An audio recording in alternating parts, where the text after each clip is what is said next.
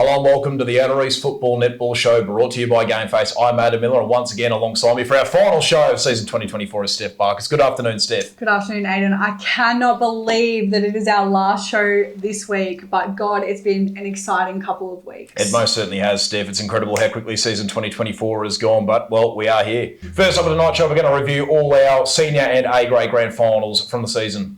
Of course, we have some massive guests on our show for the last one of the year. Jarrad Donders, the head coach for the Eastern Ranges girls, is our special guest. Also, Caitlin Cooke from Pakenham Lions, our Chandler Medallist for season 2024. And of course, Aidan and I are going to go through our grand final predictions that we picked before each of the final series and see how we went with our predictions. Yep. I'm a little bit nervous for that one, Aidan, because I don't think I've done that well. Yeah, I reckon I could have done better, but we'll see. We'll see. All right, well, let's get straight into our grand final reviews. We will start with Division 1 from a couple of weeks ago. And Aidan, the A-grade netball, what an incredible game. Now, you got to commentate that one. Yes, I did. How did you see it? I reckon of all the grand finals this season, Steph, it was hard to top that one. It lived up to all the hype. We probably knew from very early in the year it was going to be a Warby Seville grand final. We knew it was going to be very tight, and it lived up to everything. Warby got a bit of a jump in the first quarter. They got out to about a 6 or 7 goal lead before Seville were able to rein them back in. And from there, it was just neck and neck. I don't think either side could get more than about a goal or two ahead. And little swings of momentum. It was a very seesawing contest. And did go to extra time, which is the really exciting part. So, and in extra time as well, again, neither side could really get away. And, well, the final goal, Bianca Dana, she literally scored it on the hooter. The ball left her hand, the hooter went, and the whole place went silent. It was just incredible, you know, all the noise, all the drama, and then suddenly it was just dead silence for a couple of seconds. Ball dropped in, and then the Warby crowd went absolutely nuts. It was an incredible grand final. Congratulations to Warby. It was just an unbelievable grand final to call. Absolutely, and there was such good crowds there. Now, Trent and I were actually over calling the reserves grand final while you were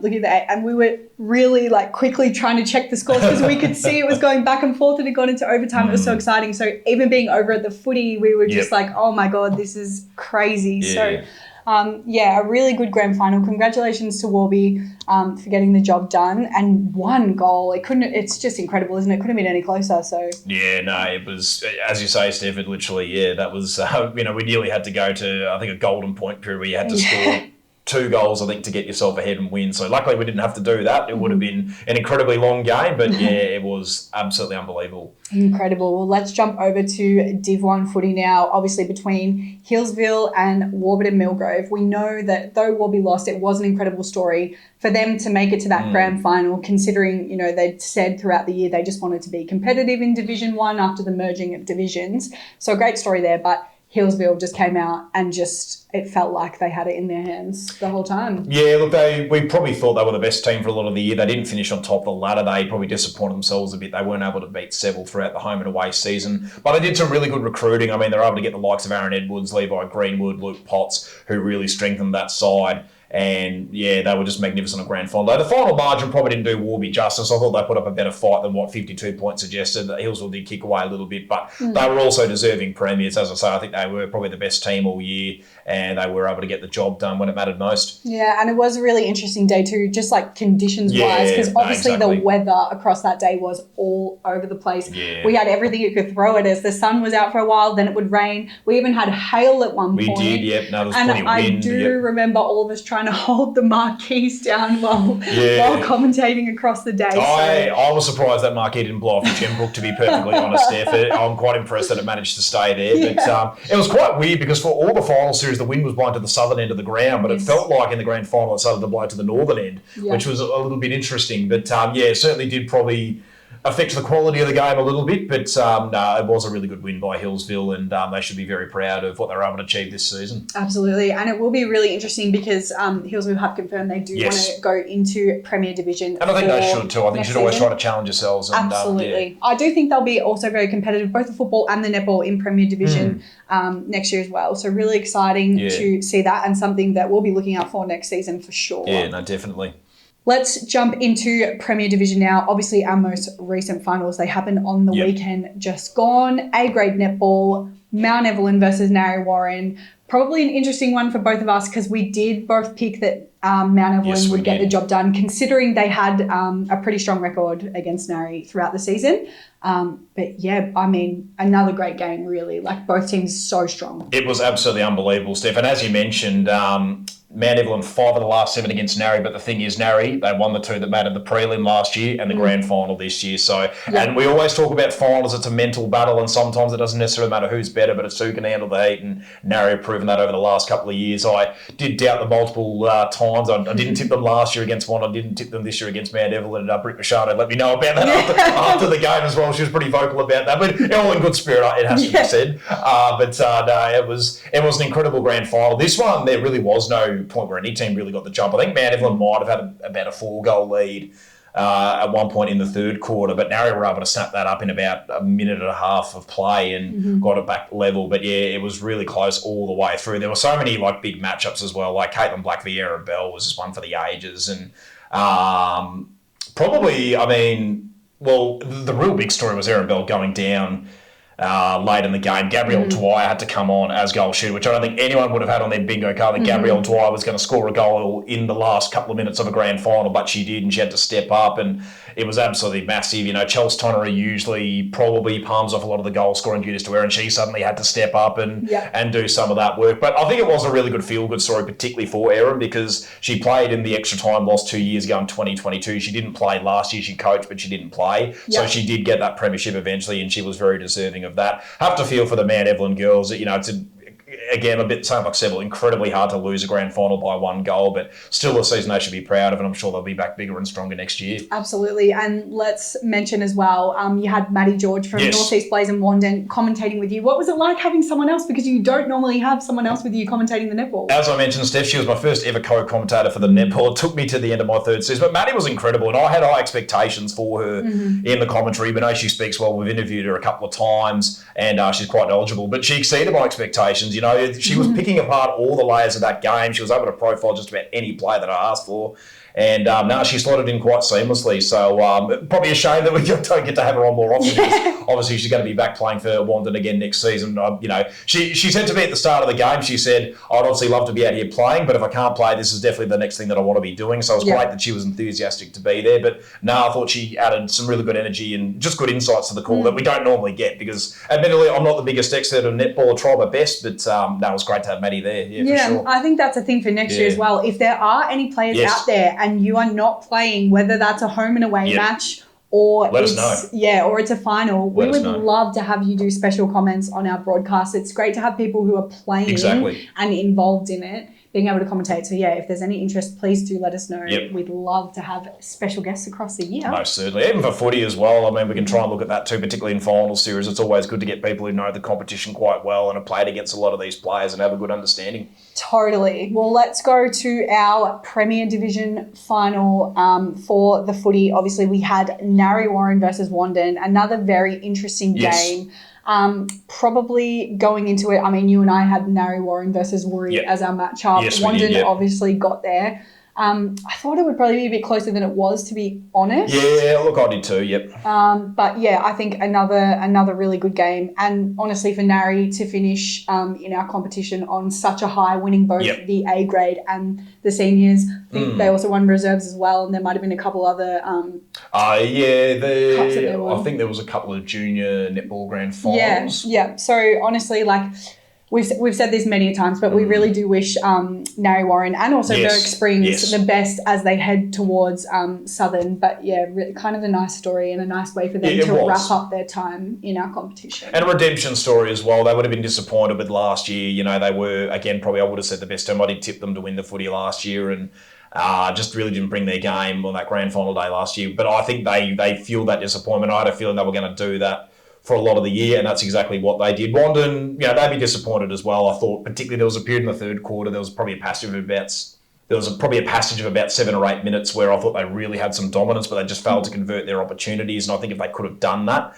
they might have been able to sway the result of the game. I think Jordan Jaworski missed a couple of shots. Clint Johnson, I think Trent and I had down for 2 goals, 5. You flip that around to say 5 goals, 2. Maybe the game's a little bit closer, but that's the thing in finals. It's all about taking your opportunities. So certainly wasn't a terrible performance by Wandon, but I think it was just a narrow side who were just filled with all the hunger from the disappointment of last year, and they used every bit of that. Well, that wraps up our grand final reviews of A grade and seniors. But of course, we would like to say a massive congratulations to all our grand finalists and all our 2024 premiers. We'd also like to say thank you to Woori Yallick and Officer/Rock Netball Club who hosted our grand final days. You guys did a great job. The venues ran really smoothly. So thank you so much for that. And yeah, I can't believe it's over. It feels like it's gone so quickly. It has as Steph mentioned, a big thank you to obviously Officer and Rory, but even like Yarra Glen, Hillsville, other clubs who jumped in. We had Yarra Junction, Wandon hosted junior grand finals as well. It's not easy, and it's a lot of early mornings for people particularly the junior grand finals on Sundays and stuff like that. But we do appreciate the hard work that you did to make those events possible. Totally. And I think one thing that we should also mention as well is the grand final attendance. Yes. So we had about 3,500 at Woori for the Div 1 grand finals, which I thought, considering the weather on the day being pretty dismal, that we're pretty happy with that attendance. It's a great showing and so great to see the community out supporting all those sides across the day, football and netball. It was pretty packed there. And of course at Officer we had about 4,500, which is a record for Premier Division grand final day. So that was absolutely incredible. I felt like the day ran really well. And just so good to see so many people out there supporting our competition. Yeah, most definitely. Well, I'm here with Jarrad Donders, who is the head coach of the Eastern Ranges Under-18 girls. Thank you for coming on the show today. That's okay. My first question for you is, you guys obviously made it to the grand final this year. You didn't get the win, but how would you describe your season overall? Yeah, it's been a really successful season, Steph. We've had a lot of massive highs and had a few little challenges along the way, but overall we made the grand final. So from a team perspective, the girls connected extremely well. We weren't able to, quite lift the cup at the end of the day, but from a season perspective, with where the team got to, we're really proud of their achievements. And then from an individual perspective, and being able to showcase talent, which is what our program's all about. We had 10 girls that are top age make the Vic Metro squad, 8 who played and then 2 that were train-ons as bottom ages, which is pretty cool. We had 10 girls at under-16s level represent Vic Metro, with 6 who went on to play for Vic Metro, again, which was a massive achievement. We had one girl in National Academy. We just recently had 2 girls trial for National Academy for next year. And we also had 3 girls playing the All-Stars this year against the National Academy. So from an individual perspective and an opportunity to represent our program outside of Eastern Ranges and our region in the Outer East and the EFL and the YJFL, extremely privileged and very rewarding season for us overall. Yeah, perfect. Very positive overall, I would say. So you have a background in teaching. Do you think that those skills are transferable when it comes to coaching and helps you with your coaching? Yeah, absolutely. I think you look at the AFL now or the AFLW and there's a lot of teachers that are coaches. I think the skills that we get from teaching, such as structure and routine and the way we prepare and organise things, the way we create, we innovate, the different teaching pedagogies that we use, all enhance our ability to coach within any sport. But specifically today we're talking about footy, and I think it's a massive part of what coaching can become. And I definitely draw upon those skills in teaching and apply them to my trade as a coach now. So yeah, definitely. Let's get into your background a little bit, because part of the reason we wanted you on is obviously because we have quite a few players in the Eastern Ranges pathway, but you're also part of our competition as well. Can you tell us about your coaching journey, how it started to where you are now? Yeah, obviously going back a fair way now, I began coaching in 2018. I'd done my ACL playing up at Hillsville round 1 and was sort of a late call up to coach the under-19. So my coaching career started then, and it turned out that was the first year I was teaching too, locally at Emerald Secondary College, and also took on the opportunity to coach an under-14 side that year as well. So continued through the junior ranks for a couple of years, got opportunity through Hawthorn Next Generation Academy, coached interleague at under 13s level initially, and COVID hit. But then I was appointed head coach of the under 16 boys. So I did that through the Outer East, and the opportunity gained through that was awesome. And then throughout my teaching and work in schools, I've been a part of footy academies and AFL programs at the different schools I've been at. And then obviously coming into Eastern Ranges in 2022 with Trav as an assistant for the boys and the forwards, continuing that through last year with LJ, and then lucky enough to move into a head coaching role with the girls in the under 18s this year. So it's been a nice journey, and it has been nice to step away from teaching for a little bit and focus on footy and be a part of an elite environment in a high performance setting. And it's definitely something I aspire to go even higher with. So that's sort of my background, and as you mentioned, Outer East boy at heart. So it's nice to be on the show. Yeah, that's awesome. Well, we are lucky enough to be in the same office as you guys, and I feel like as a coach you're pretty creative. Always trying to think of new ideas to either teach or inspire the team. How would you describe your coaching style? I think it comes back to, like, we talked about the teaching, the trade of teaching, and definitely apply that to the way that I coach.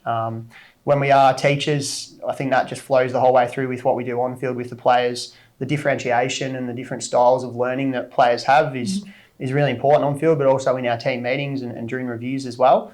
So being able to cater for all of them is extremely important. And then for us as coaches or teachers, our teaching pedagogies around the way we deliver that information suits different kids. So I think that's really important. And then being able to create a curriculum per se to apply to the footy side of things, and how we want to generate what our year-to-year overview looks like, I guess, and the plan for the year is something that will tie in as well. So for me, I think it's really important. And then outside of the teaching, I think you got to be collaborative, or I like to be collaborative. You mentioned creative. I definitely like to be creative. I think it creates a high level of motivation for the girls, and you can really draw upon some of those creative things that we've created this year, especially. And then you've got to be innovative too. I think in this space, to have a point of difference, you've definitely got to be innovative. So they would be some of the things that I think draw closely to my coaching style.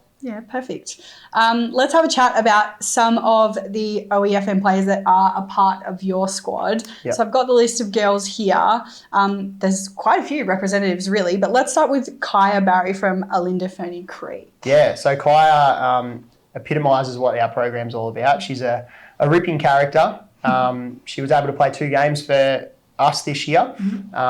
She brings a high level of tackle pressure. She's a good decision maker. As I said, like her character itself on and off the field's amazing, and she's going to have a really exciting footy career, whether that's at the highest level of local footy she can play or at that VFLW level. So, really pleased with Kaya's performance over the last 2 years in our program. Yeah, amazing.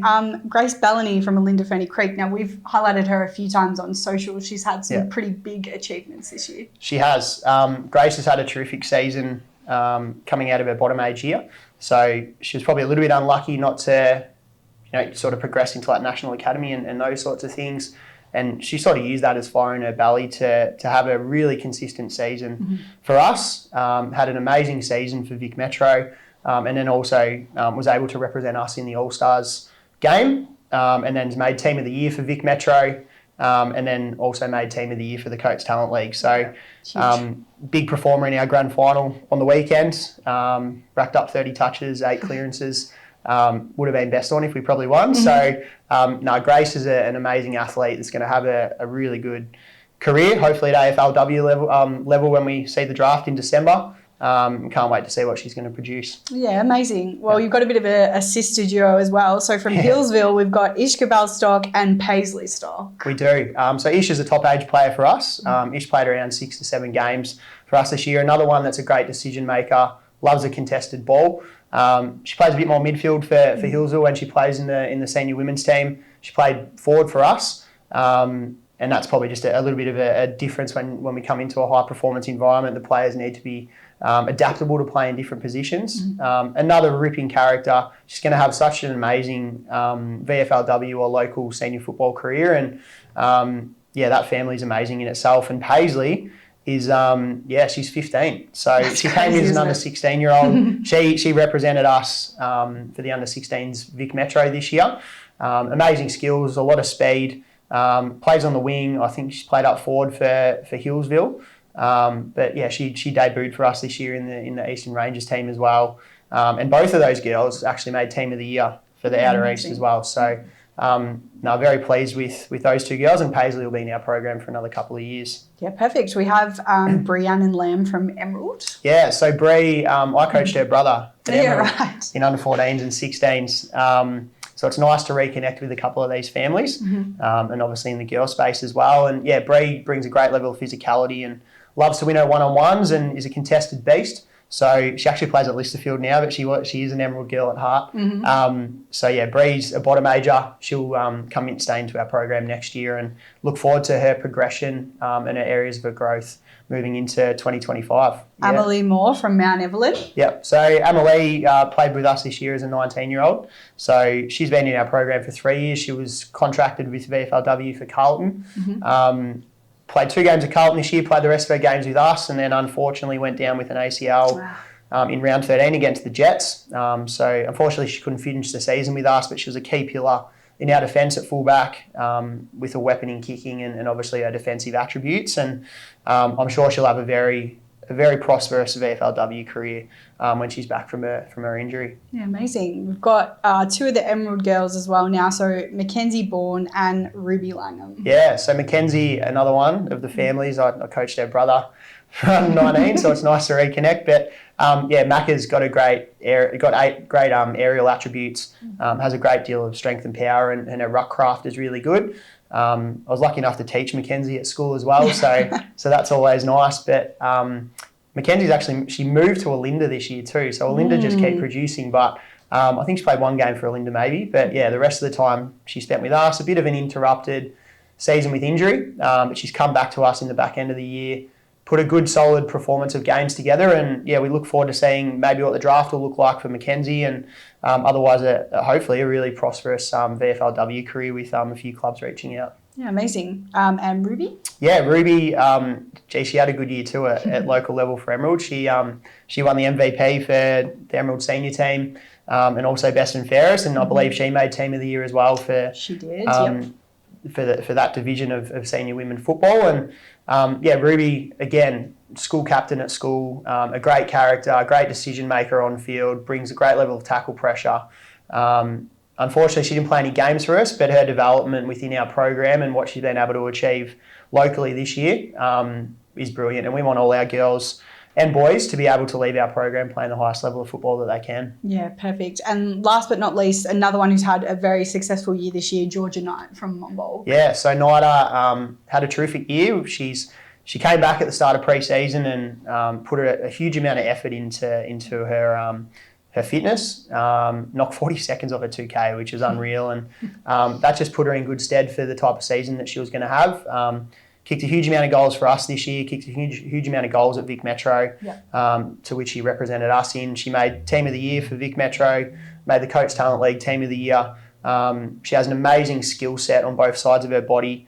Her goal kicking power is amazing. There's some of the goals she kicks, I couldn't even kick those. It's just amazing. So she's going to have a really amazing career, and I can't wait to see hopefully where she gets drafted and then what that career looks like from there, because she's just so skilled. Yeah, perfect. Well, we talked about sort of like the positive year you guys have had, but I feel like there's always challenges in every role. So what would you say is the most challenging part about coaching? Is it squad selection, adaptability on game day? Like, what would you say? I think probably squad selection. I think for us, we're in such a talented region, particularly in the girls space, that finding the right balance of the size of the squad is first and foremost important, and then being able to give as much opportunity as we can to the girls that are within our squad is important. So probably coming out of a local coaching position, like when you're in the Eastern Ranges position, you've got to be able to give as many girls opportunities as we can and showcase the talent,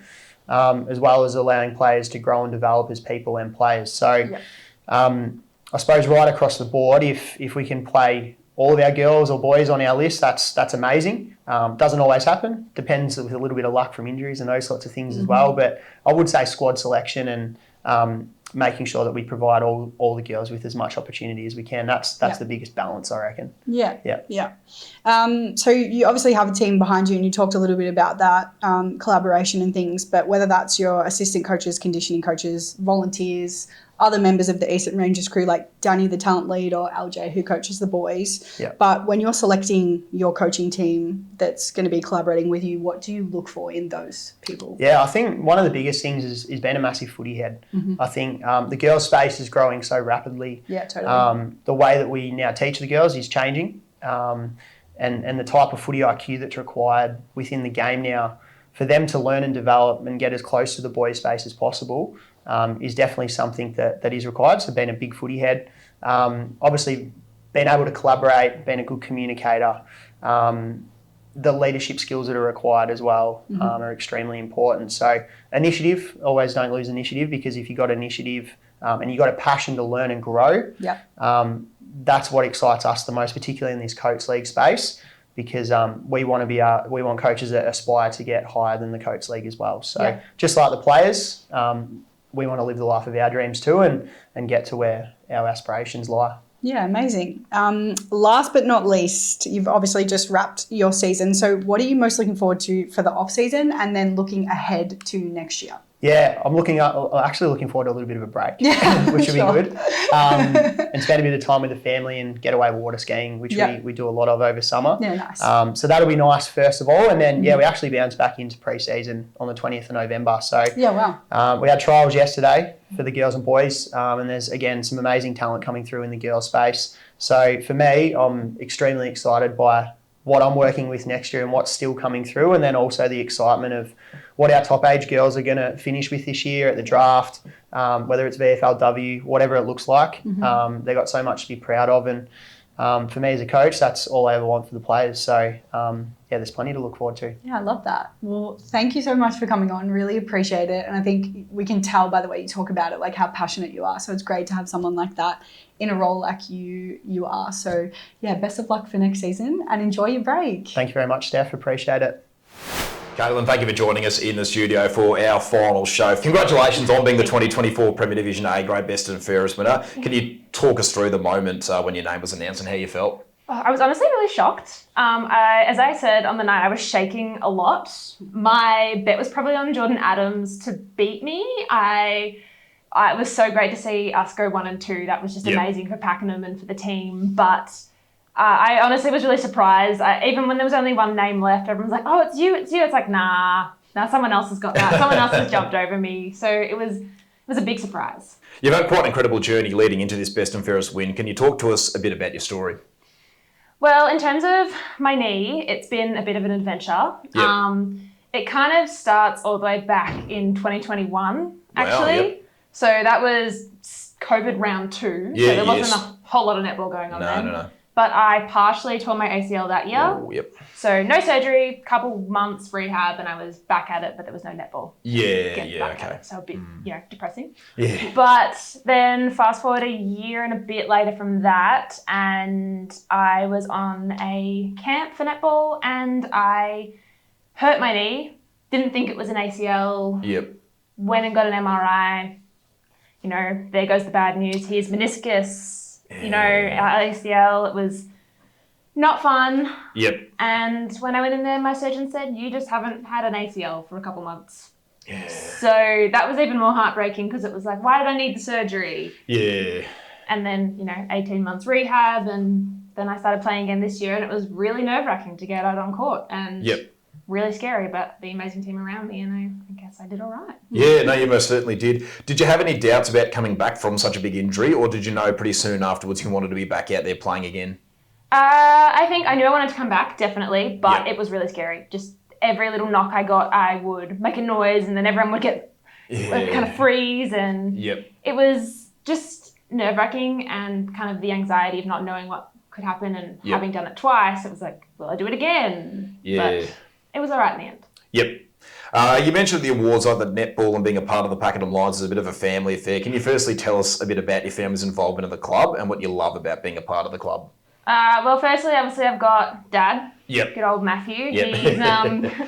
He's coached 17s. He coaches A grade. He used to coach B grade when they had their premiership as well. He's a very integral part of the club, and we're a bit of a package deal. So, I also coach D grade, and I play in A, obviously, and I played in 17s. And it kind of roped my brother into then playing 17s as well this year. And then Mum just kind of tags along as like the supporter and like, just I'm here, I love you guys, great job. So in terms of that family affair, it's a bit, very much all four of us. Yep.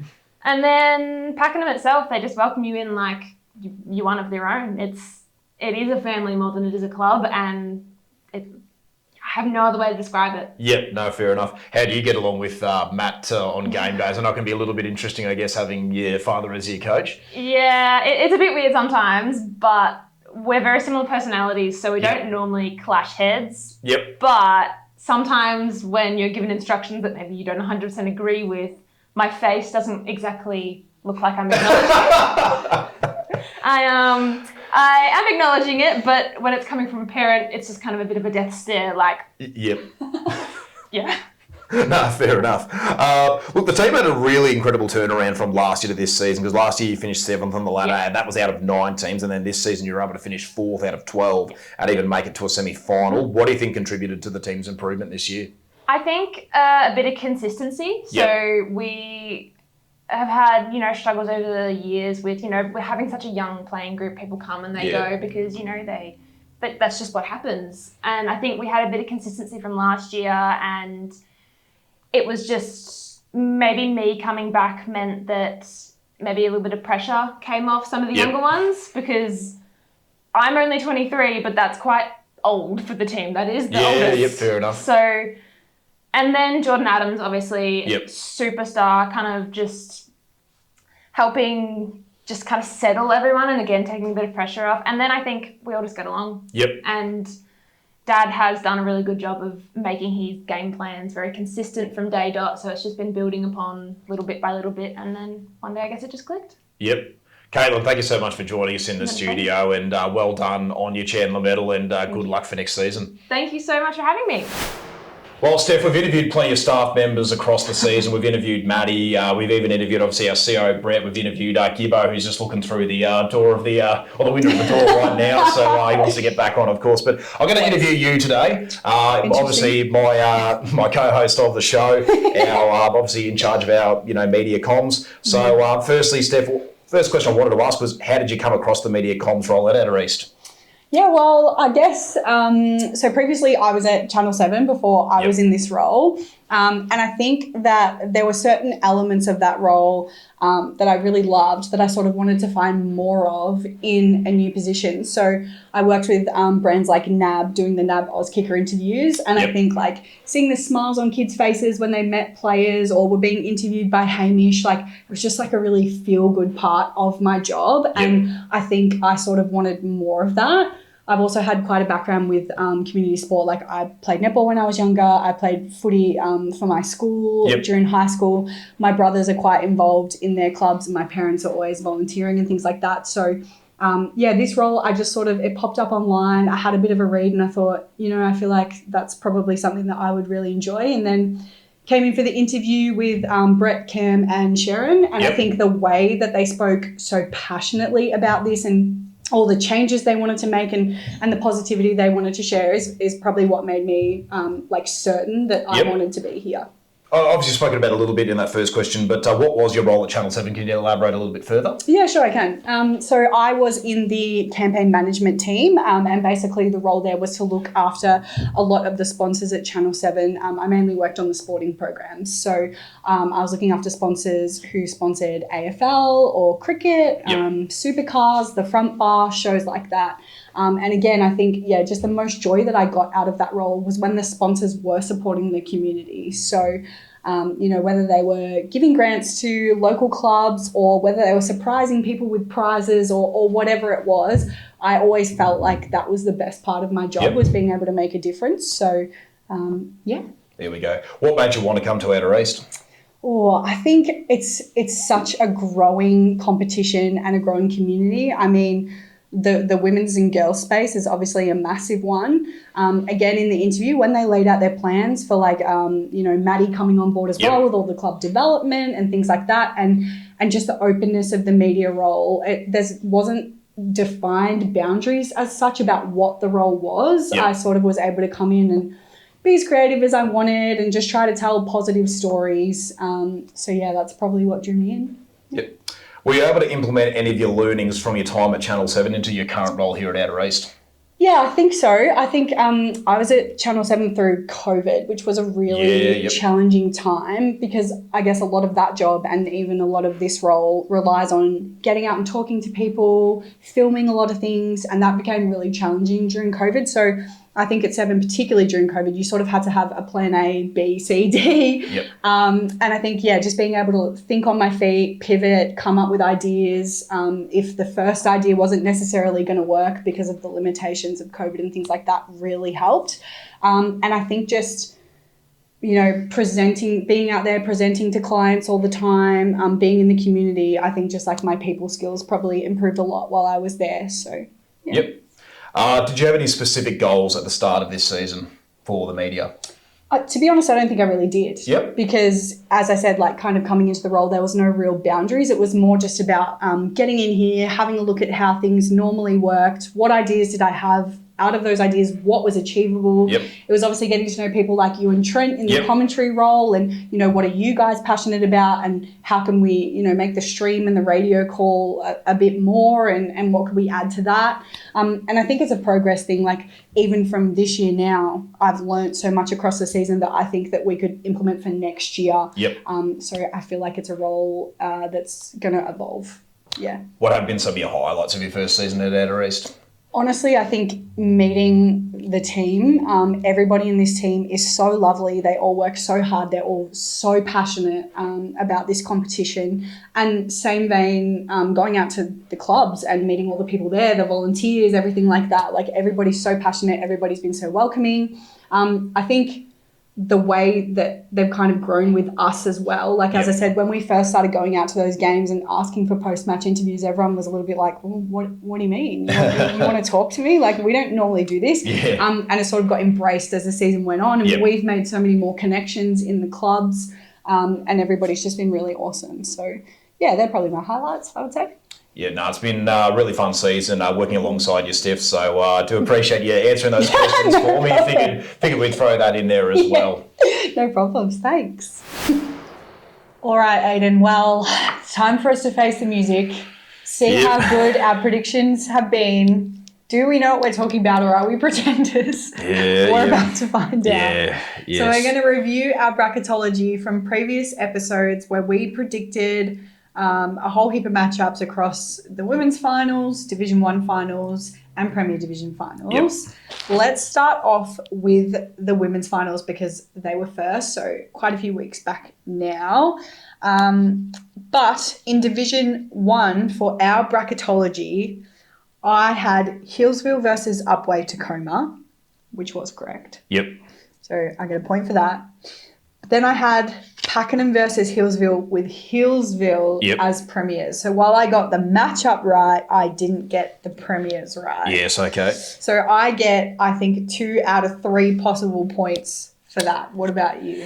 Yeah, I was pretty similar. Hillsville to defeat Upwey Tacoma, which would see them play Pakenham in the grand final. I did, luckily for myself, I did tip Pakenham to win, so I do get the 3 on this occasion. The 3 out of 3. Not a bad little start. You're already 1 ahead. Not happy. All right, well, let's look at Division 2. I had Woorollalek versus Warburton Wesburn. However, I did have Wesburn to go through to play Monbulk in the grand final, so I don't get a point for that. I do get a point for Monbulk being in, and I do get a point for Monbulk being premiers.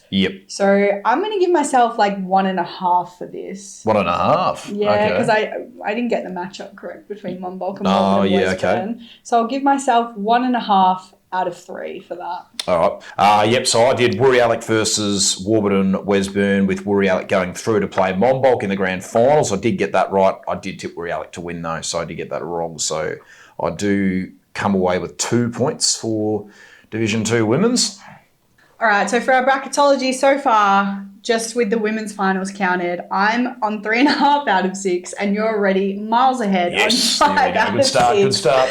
So unfortunately for week 2, I don't want to talk about it. I basically got everything wrong and I get 0 points. But tell the people the points you get and how you got everything right. Yeah, well, so I did tip the Seville v Hillsville second semi-final matchup, and also got the Warburton Millgrove v Belgrave first semi-final matchup right. So a couple more points for me there. Great. Now, week 3, I did have Warby versus Hillsville for the prelim. Yep. So, unfortunately for week 3, I did have Warburton Millgrove versus Hillsville for the prelim because I expected Seville to go straight through. So, once again, I get 0 points for that week. Yep. What did you have the same? I was the same, yep. So all right, big that X makes for me me feel there. a little bit better. And also, neither of us unfortunately had the grand final matchup correct because we had Seville versus Hillsville, and both of us picked Seville to be we premiers. So 0 points there. All in all, a pretty dismal round for both of us. To be perfectly honest, I think this is Anthony Bernardo's revenge on me for picking him in my fantasy side. He's made me look bad, so I can't believe you do this to me, Abby. I thought all was forgiven, but yeah, okay. I got that wrong as well. I did go Seville v Hillsville, so yeah, we're going to have to cross those two off. Okay, so I walk away from Div 1 footy with a very dismal 2 points. Managed to get 4 for Div 1 footy, so I'll take it. I'll take it. Not too bad. All right, let's look at Division 1 netball. Obviously, we automatically get 2 points at the start because we knew the matchups, which is Seville versus Yarra Glen for our qualifying, Hillsville versus Alexandra for our elimination. For the second week, I had Seville versus Warburton Millgrove for the first semi, but I unfortunately had Yarra Glen versus Alexandra, which ended up being Yarra Glen versus Hillsville for that second semi. So 1 point for the first game, but unfortunately 0 points for the second. But that's okay. Yeah, I was the same. Seville v Warburton Millgrove for that second semi, but then the first semi I did tip Alexandra to go through. They'd beaten Hillsville earlier in the year, so I thought that was what was going to happen, but I got that wrong too. So for week 3, I had Seville versus Yarra Glen for the prelim because I expected that Warby were going to be the ones to go straight through. Yep. So unfortunately, another 0 points for me there because I had the wrong matchup. No, I did get this one right. I did say Seville would win in the second semi, so I did have the Warburton Millgrove v Yarra Glen prelim matchup. Lovely. And then I did get the grand final matchup right, being Warburton Millgrove versus Seville, which I know you did as well. Yes. I had Warby as premiers. Did you? Yes, I had Warburton Millgrove as premiers, yep. 2 points each there. Okay, so after we've looked at our women's finals and our Div 1 finals, I'm very sad to say I am on an absolutely shocking 7 points out of a possible 22. There we go. Oh, God. If we go through the women's finals, it does look like I've got, 5 points from the women's finals, 6 from Division 1 netball, and another 4 from, so 15 points at the moment. So I'm looking... 15 out of 22. I'm looking a little bit better. So you got to come home strong here in Premier Yeah, Division, you're Steph. absolutely killing me. This is a terrible effort. I'm so sorry, everyone.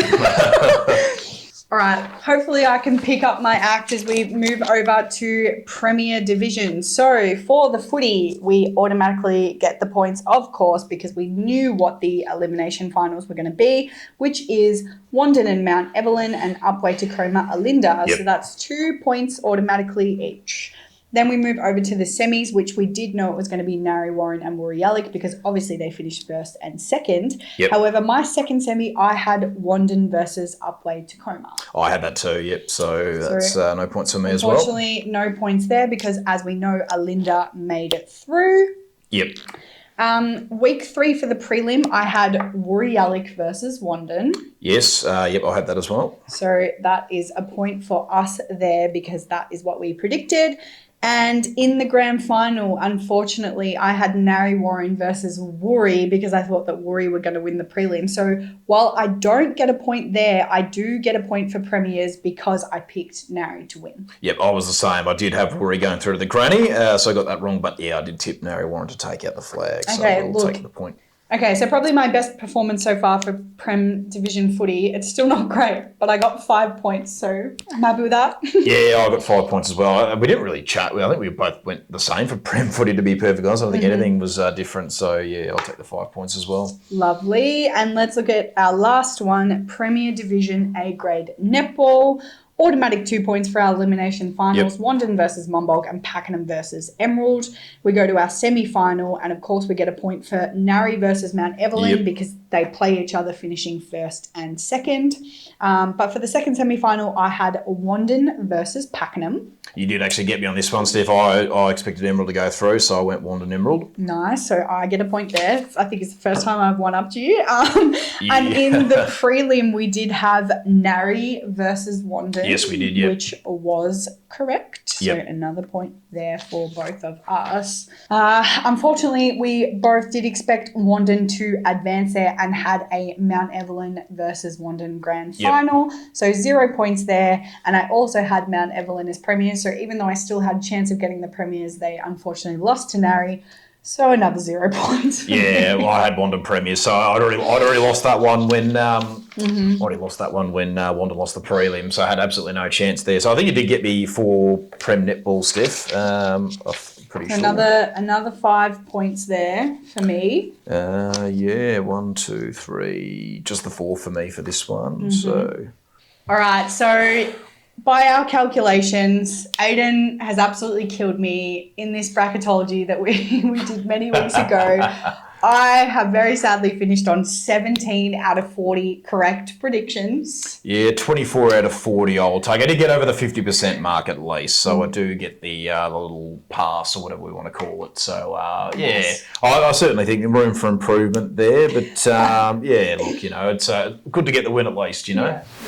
Well, that pretty much wraps up the Outer East Football Netball Show for season 2024. We'd like to thank anyone who's tuned into the show, anyone who's helped the show be possible, whether it's come in for an interview. It's been really good. We've really, brought some new ideas into it this year. Obviously, of course, thanks to yourself, Steph. It's been absolutely magnificent. It's been a lot of fun this season. So, and again, Steph, thank you for joining me in the studio. No problems. Thank you for being here all year too, Aidan. No worries at all. Don't forget as well, it is cricket season, so remember to bring your cricket balls out. If there's any content you want to send us through for your local club, make sure you do that. We do love the cricket as well, so really looking forward to what should hopefully be another great summer. And for all the viewers out there, for anyone who watches the show at any point this season, thank you for tuning in, and don't forget to get your game face on.